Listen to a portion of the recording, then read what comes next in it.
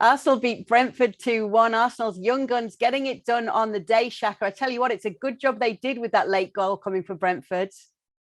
Yeah, it was. And I thought Brentford started very well.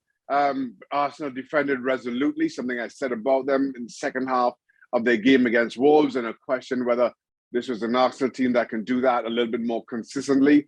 And they did so, particularly early on in this game. And then things settled down, and Arsenal got the better of them. Smith Rowe's goal was a wonderfully taken goal, as good as it is. And here's a little coaching moment. Look at the run for Tierney just to go around Smith Rowe and just to drag defenders out of position.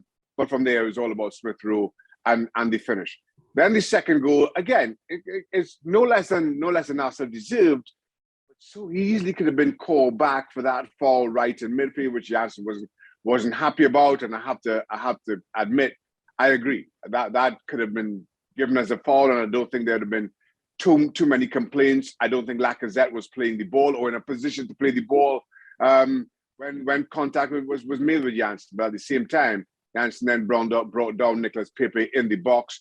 Referee waved it away. VAR didn't intervene, and for me, I thought that was a penalty as well. So somehow those two balance themselves off.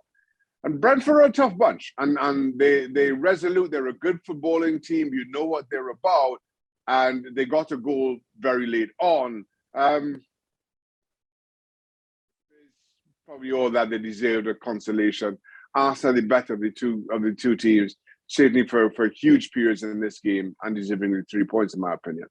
Yeah, obviously. And they're doing well now. They're climbing up the table. Things are looking good for them, especially because of what's going on around them, Shaka. It was important to get a win today when you consider what's been happening with West Ham and Spurs. Yeah, there's this uncertainty around that chasing pack outside of the top three. West Ham dropping points against Newcastle earlier on in the day.